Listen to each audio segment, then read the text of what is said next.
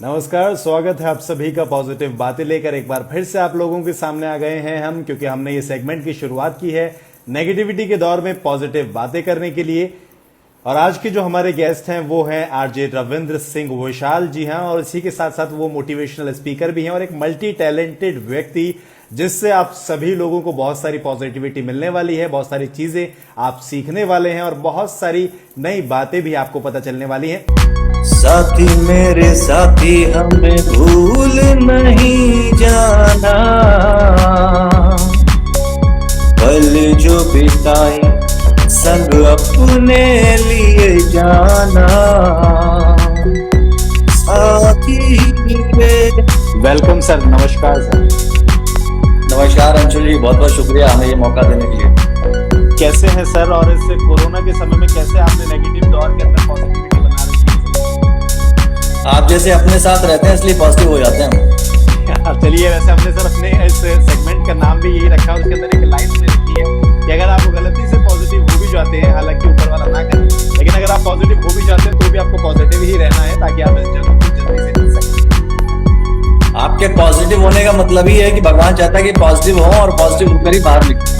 जी हाँ, बिल्कुल सर। सबसे पहला सवाल, क्योंकि मैं आपका परिचय सभी लोगों को दोबारा से एक बार फिर से दे देता हूँ कि रविंद्र सिंह विशाल पूरा नाम हमारे सर का है, और मुझे भी इन्होंने पूरा गाइड किया है, उसकी बदौलत आज मैं यहाँ पर हूँ। और कई सारे ऐसे बच्चे होंगे मेरे जैसे जिन्हें सर ने एक मुकाम तक पहुँचाया है, सिखाया है और समझाया है कि कैसे काम किया जा सकता है। सर रेडियो जॉकी भी हैं और सर बहुत अच्छे वॉइस ओवर आर्टिस्ट भी हैं, और इसके अलावा सर घर बैठे जो है लोगों को आजकल रेडियो सिखा रहे हैं, रेडियो की ट्रेनिंग दे रहे हैं। सर ऑनलाइन लेक्चर्स भी लेते हैं, सर इंस्टीट्यूट्स के अंदर भी लेक्चर्स लेते हैं। मतलब एक ऐसा व्यक्ति जिसका शायद अगर मैं बखान करने के लिए चलूँ तो शायद मेरा पूरा जो सेशन है वो बखान करने में निकल जाए, क्योंकि इतने टैलेंटेड हैं। तो हमने नाम रखा है मल्टी टैलेंटेड रविंद्र सिंह विशाल आज हमारे साथ जुड़ गए हैं, जिन्हें अगर आप देखेंगे समझेंगे तो शायद आपको समझने में समय जरूर लगेगा, लेकिन जिस दिन आप समझ जाएंगे तो आपकी बहुत सारी मुसीबतें दूर हो जाएंगी।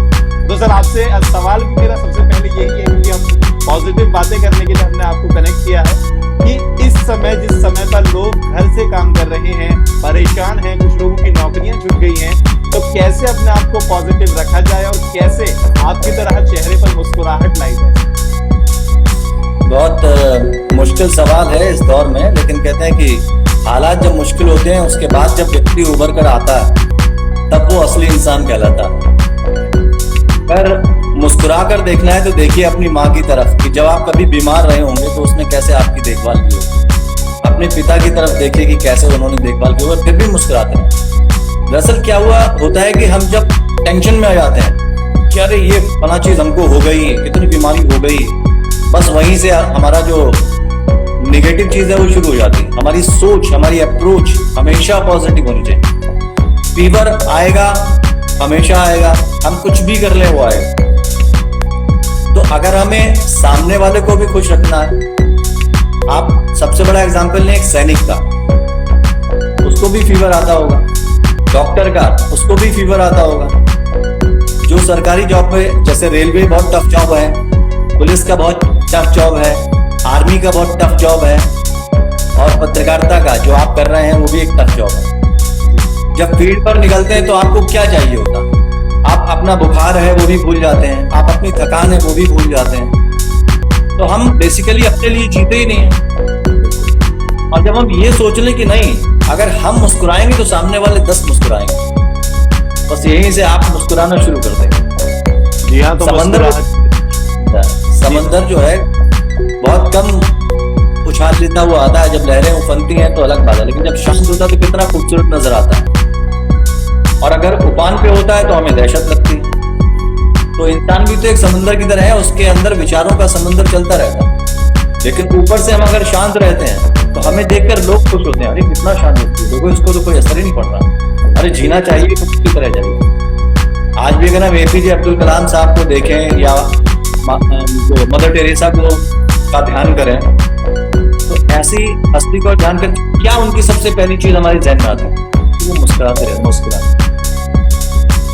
ऐसी पर्सनालिटी को आप करिए जो हमेशा आपके सामने मुस्कुराते रहती है। जी हाँ, मुझे लगता है सर ये इसके लिए आपको भी कुछ लोग देखेंगे तो मुझे लगता है समझ में आ जाएगा। और यही पॉजिटिविटी मुस्कुराते हुए चेहरे के लिए मैं गणेश जी अपने पीछे हमेशा रखता हूँ, ताकि आशीर्वाद कोई भी प्रतिमा तब तक भगवान नहीं बनती जब तक इंसान उसमें भगवान देखता नहीं। तो पत्थर की मूर्ति तब तक पत्थर है जब तक हम उसे भगवान नहीं मानते। अगर आपने सोच लिया कि ये हमें आशीर्वाद देंगे, बस वो ताकत आपकी बन गई, क्योंकि आपके अंदर की पावर ने कहा कि ये चीज है जो आपको आगे ले जाएगी, आपको हिम्मत देगी, आपको जब बहुत परेशानी होगी उससे भी उबार पाएगी। जी हाँ, इस समय मुझे लगता है कि समझने की बहुत जरूरत है और सर की बातों को हमें जरूर समझना चाहिए कि जैसे अभी बताया सर ने कि समुद्र अगर जब शांत रहता है तो बहुत अच्छा दिखता है। तो अगर आप अंदर से बेशक जो है वो तो हल चल रहा हो, लेकिन अगर बाहर से शांत दिखेंगे तो शायद बहुत लोगों को प्रेरणा दे जाएंगे और हंसने मुस्कुराने की। सर एक सवाल है कि इस समय को प्रोडक्टिव समय की तरह से कैसे यूज किया जाए और कैसे जो है आप ऑनलाइन इस समय को बिता रहे हैं, लोगों के साथ कैसे प्रोडक्टिव बना रहे हैं लोगों के समय को, और कैसे आप ऑनलाइन ये रेडियो अड्डा और अपने जितने भी लेक्चर्स हैं, जितने भी आप लोगों से जुड़ रहे हैं, कैसे वो पॉसिबल हो पा रहा है, कैसे प्रोडक्टिविटी बढ़ रही है? वर्तमान समय में रेडियो अड्डा के जो ओनर हैं, मतलब जिन्होंने इसको खड़ा किया है, मैं उनका बहुत शुक्रगुजार हूँ कि वो मुझे बड़े भाई की तरह मानते हैं और रेडियो अड्डा की उन्होंने शुरुआत की। उनके मैं दिलीप सिंह के बारे में बताना चाहूंगा, क्योंकि एक एक्टर हैं और मौका मिला तो मैं रूबरू भी करवा दूंगा आपके साथ। वो भी आकाशवाणी के आरजे रहे हैं हमारे साथ जी, और उन्होंने सोचा कि क्यों ना हम बच्चों से पैसे तो लें, लेकिन इतने लें जितने दे सकें। बिल्कुल। तो अगर वो हमें थोड़ा सा पैसा दे सकते हैं, उनसे कुछ ले सकते हैं जिससे हमारा भी सोर्स ऑफ इनकम चलता रहे, लेकिन हम लोगों को ज्यादा से ज्यादा लोगों से मिलवा सकें, ज्यादा से ज्यादा उनके टैलेंट को हम उभार सकें, तो उन्होंने उसके लिए रेडियो अड्डा का तो खड़ा करने की कोशिश की। और यकीन मानिए वो व्यक्ति मुझे इतना पॉजिटिव लगता है कि वो टेंशन में मैंने उसे कभी नहीं देखा, उसके चेहरे पे कभी मैंने शिकन नहीं देखी। अच्छा, वो एक बेहतरीन एक्टर है, उनकी कई 4 मूवीज अभी पाइपलाइन में है, कई टीवी सीरियल में आ चुके हैं। और अब उन्होंने क्या सोचा कि बच्चों को हम तैयार करें। अगर घर पे आप बैठे मान लीजिए, और वो मुंबई में है, मुंबई में इसकी जो मेन ब्रांच है रेडियो अड्डा की, वहां पर जी हम इसको अपने शहर में इसलिए लाना चाहते हैं कि दिलीप सिंह एक ऐसा नाम है जो वास्तव में भरोसेमंद नाम है। आप उनके पास आएंगे तो कुछ लेकर ही जाएंगे। तो रेडियो अड्डा मैंने कहा कि मेरे शहर के लोगों को भी कुछ मिलना चाहिए। बिल्कुल, घर बैठे ऑनलाइन, कहीं नहीं जाना आपको, आपकी वॉइस मंगा ली जाएगी। अगर आप बहुत अच्छा बेहतरीन वहां पर काम कर सकते हैं तो वहां कोई इवेंट हो रहा है, उसके लिए हम आपको प्रमोट कर सकते हैं, वो इवेंट आपको मिल सकता है, आपका सोर्स ऑफ इनकम भी खुल सकता है। अगर आपको कहीं प्लेटफॉर्म नहीं मिल पा रहा तो रेडियो अड्डा के जरिए आप अपने प्रोग्राम्स खुद के दे सकते हैं। जी हाँ, और इसी के साथ एक न्यूज मंडी भी सर आपने अपनी मिशन की शुरुआत की है। क्या है न्यूज मंडी, उसके बारे में थोड़ा सा बता, फिर हम आपसे ये भी पूछेंगे कि आखिर कैसे जो है बाकी जो खाली लोग बैठे हुए हैं वो कैसे आपके साथ जुड़ सकते हैं और क्या नई प्रोडक्टिविटी आप उन्हें सिखाने वाले हैं? देखिए, सबसे बड़ी चीज, अगर सबसे बड़ी पहचान किसी व्यक्ति की बनती है तो वो है उसके वर्ड्स। जो शब्द वो बोलता है उससे उसका चरित्र चित्रण हो जाता है। ऐसे ही किसी भी जो खबर, कोई भी खबर है, वो खबर तभी बनती जब शब्दों का सार आप सही रखोगे। एक एक शब्द आपका जो है वही चीज बयां करता होगा जो एक्चुअल में है, तभी आपका न्यूज में या किसी भी चीज में ट्रस्ट बनता है। न्यूज मंडी के जरिए मेरी कोशिश है कि मैं कुछ ऐसे जर्नलिस्ट तैयार करूं जो वास्तव में ट्रस्टवर्दी हो, जिनका फेस देखकर ये पता लगता हो कि ये व्यक्ति जो है हमारी न्यूज निकाल देगा और सही न्यूज निकालेगा। कुछ लोग हैं जिन्होंने इसकी गरिमा को जो है ठेस पहुंचाई, तो ये चौथा स्तंभ ऐसा था जो देश की जनता की आवाज कहलाता, और इसमें जान की परवाह भी नहीं करता रिपोर्टर। उसको लगता है कि मर गया तो शहीद हो गया, तो वो भी इसीलिए चौथा पिलर माना जाता है कि कम से कम जनता की आवाज को वो सही तरीके से उठा पाए और लोगों तक जो इंफॉर्मेशन जैसे पहुंचानी है वैसे ही पहुंचाए।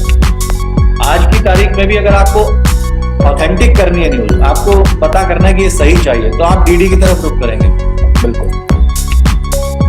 आज के दौर में ही अगर आप किसी आरजे की बात या एक प्लेटफॉर्म की बात जहां सही आपको सारी चीजें मिल जाए 24/7, तो आप आकाशवाणी की तरफ भी रुख करेंगे। बिल्कुल, और आपको बहुत खुशी हुई कि आकाशवाणी यूएसए में 3रे नंबर पे। ये बहुत बड़ी बात है, हमारे भारत के लिए भी बहुत बड़ी बात है, हमारे आरजेएस के लिए नहीं, सिर्फ भारत के लिए भी। और हमें सौभाग्य है कि हमने डीडी के साथ भी काम किया, और एएनआई के साथ काम कर रहा हूँ और इसके साथ आकाशवाणी के साथ काम कर रहा हूँ।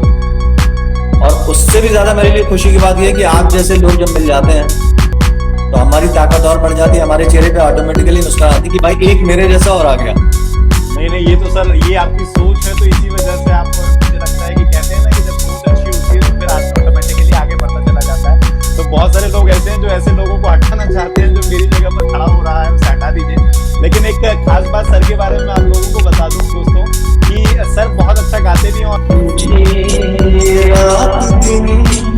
बस मुझे चाहती हो मुझे। एक गार्जियन की तरह मैं पूछना चाहता हूँ, बहुत सारे लोग स्टूडेंट्स भी जुड़े हुए हैं कई सारे हमारे, कि इस समय को प्रोडक्टिव समय की तरह से कैसे यूज किया जा सकता है और कैसे हम इसके अंदर ये पहचान सकते हैं कि हमारे अंदर कौन सा वो टैलेंट है जिसे हमें निखारना है। देखिए, सबसे पहली चीज एक इंसान के अंदर, मुझे लग रहा है कि हर इंसान के अंदर 100% की बात कर रहा हूँ, सबके अंदर कोई ना कोई शौक जरूर होता है। लेकिन वो शौक आप डिनाई करके आगे बढ़ जाते हैं और कोई दूसरा आप एम्प्लॉयमेंट उसमें शामिल हो जाते हैं, फिर आप बढ़ जाते हैं और अपने आप को भूल जाते हैं। मुझे लग रहा है कि आपदा में अवसर तलाशना चाहिए। कोरोना एक ऐसा वक्त है जब आप अपने टैलेंट को निखार सकते हैं, तराश सकते हैं। और आज इतनी सुविधाएं हो गई हैं, चाहे यूट्यूब हो, चाहे ये माइक जो मैंने इस्तेमाल किया है, बहुत सारी ऐसी सोशल मीडिया पर साइट्स हैं जिसके जरिए आप अपने गीत को निखार सकते हैं। आप अगर अच्छा बना लेते हैं खाना, आपको पकवान अच्छे शेफ कहला सकते हैं, तो घर में आप अपनों को बना कर खिलाइए। आप अपने बच्चों के साथ घुल मिल जाइए और उन बुक्स को पढ़िए जो आपने अपने बचपन में पढ़ी थी, वो कविताएं हैं, तो आप उसी दौर में वापस चले जाएंगे, आप फिर से एनर्जेटिक हो जाएंगे। घर के कामों में हाथ बटाइए, चाहे झाड़ू हो, पोछा हो, बर्तन हो, खाना बनाना हो, सबके साथ मिक्सअप हो जाइए। आप देखिए आपका टाइम कहाँ निकल जाएगा आपको पता ही नहीं लगेगा। जी हाँ, आपको पास एक मौका मिला है, कुदरत ने आपको मौका दिया कि आप फैमिली के इस दौर में सबसे ज्यादा करीब। मुझे याद है डीडी किसान में 7 लोग बैठे हुए थे, 2 IAS थे उसमें, और जब मेरा खत्म हुआ इंटरव्यू तो सब एनर्जेटिक हो गए। सबके अंदर ऐसा लग रहा था कि अभी 10 इंटरव्यू और ले सकते हैं। जी हाँ, पॉजिटिविटी सर आपके अंदर इतनी है और आपकी बातचीत आप इस तरीके से करते हैं। मुझे एक इंसिडेंट और है डीडी स्पोर्ट्स का। IPL का दौर था और चेन्नई सुपर किंग्स का मुकाबला था। मोना पार्थ सारथी बैठी हुई थी मेरे साथ, PTI की सीनियर जर्नलिस्ट है, स्पोर्ट्स जर्नलिस्ट, और मोहम्मद कैफ के भाई मोहम्मद सैफ हमारे साथ बैठे हुए जी। तो मोना पार्थ सारथी जी जब 9:30 हो गया रात का, तो वो कह रही रविंद्र जी आपके साथ मतलब पहली बार मुझे ऐसा लग रहा है कि मैं अभी कम से कम 1-1.5 घंटा और बोल सकते हैं। फर्स्ट टाइम मुझे ऐसा लगा कि रीजन बोले कि मजा आया आपके साथ, पता ही नहीं लगा कि मतलब वो 4.5 घंटे हमारे गए कहाँ। तो आप सिर्फ आप नहीं है, बिल्कुल आपका मतलब आपके आसपास आपके भाई बहन, आपके माता पिता, आपका मोहल्ला, फिर आपका प्रदेश, फिर आपका देश, सब आपके पीछे है। आप जिस दिन ये सोचते कि सिर्फ मैं हूं, उस दिन आप अकेले पड़ जाते हो। और आप जिस दिन ये सोचते नहीं मैं नहीं हूं, ये सब मैं ही हूं, तो आप स्माइल करने लगते हो। गीता में जो कृष्ण ने कहा था कि मैं ही तुम हो, तुम ही मैं हूं, तो जब मैं खुद को देखता हूं तो मुझे खुद में भी अंशुल जी नजर आते हैं। सर ये तो आप बोल देते हैं तो मेरे लिए वही बहुत बड़ी बात होती है सर, क्योंकि आखिरी हम लोग सेशन में जब हम क्लोज करते हैं तो एक ऐसा मैसेज चाहते हैं पॉजिटिविटी वाला, हर गेस्ट से हम लेते हैं, तो आपसे भी पॉजिटिविटी वाला मैसेज जो कि सभी दर्शक जो हैं हमारे सुनने के बाद में भरपूर हो जाए, अंदर से पॉजिटिविटी बढ़ जाए और कुछ ख्याल कैसे वो अपना रख सके उसके बारे में एक मैसेज दे सके। कभी गोपाल दास नीरज जी ने बहुत अच्छी बात कही और हमारे देश को अब इस पर चिंतन करना चाहिए। अब तो मजहब कोई ऐसा भी चलाया जाए, अब तो मजहब भी कोई ऐसा चलाया जाए जिसमें इंसान को इंसान बनाया जाए। वाकई ये सुनना होगा हमें कि अगर सामने वाला कष्ट में है और हमें दर्द होता है तो हमारी जीत हो गई, हम सब एक हो गए। कौन क्या कह रहा है, जाति धर्म सबसे हटाओ, सबका खून एक है, सब बीमार पड़ते हैं, बिल्कुल सब भूल जाओ, देश अपने आप एक हो जाएगा। याद करिए वो आजादी की लड़ाई जिसमें सब एक थे। सब एक थे। और हमें आज भी कहते हैं कि साथी जहां अच्छा हिंदुस्तान। साथी मेरे साथी हमें भूल नहीं जाना, पल जो बिताई संग अपने लिए जाना। साथी मेरे साथी हमें भूल नहीं जाना, पल जो बिताई संग अपने लिए जाना। साथी मेरे साथी मेरे। बहुत बहुत जबरदस्त। समझ लो ये गाना मैं खो जाता हूँ इसे सुनने के बाद, और मुझे ऐसा लग रहा है कि मैं अपने आप को महसूस कर रहा हूँ उन पलों को भूल न जाना जब हम साथ में थे, और सर का आशीर्वाद जो था वो मेरे ऊपर बना हुआ था। बहुत अच्छा था। आशीर्वाद गणपति बप्पा मोरिया गायक। नहीं आशीर्वाद सर, गणपति बप्पा। भगवान तो बाद में आता है, उससे पहले तो जो धरती पर माँ बाप है, माँ बाप, और उसके बाद फिर जो अपने आते से गाते हैं वो, उसके बाद फिर दिल ऐसा किसी ने मेरा तोड़ा, बर्बादी की तरफ ऐसा मोड़ा। एक भले मानुष को अमानुष बना के छोड़ा। दिल ऐसा किसी ने मेरा तोड़ा, बर्बादी की तरफ ऐसा मोड़ा। हालांकि हम सब आबाद हैं, इसमें कोई शक नहीं। बिल्कुल नहीं, आबाद है सर, और आबाद रहने भी चाहिए, मुझे ऐसा लगता है। बहुत बहुत धन्यवाद सर अपना समय देने के लिए और बहुत सारी पॉजिटिव बातें बताने के लिए। और बाकी आप सभी लोग भी जितने हमारे साथ जुड़े हुए हैं, अगर सर के साथ बातचीत करना चाहते हैं तो मेरी प्रोफाइल पर सर है। और अब आप IGTV अगर आप देखते हैं तो रविंद्र सिंह विशाल, RJ विशाल, रविंद्र सिंह के नाम से सर का पेज है। आप जा सकते हैं, सर से बात कर सकते हैं मैसेज पर।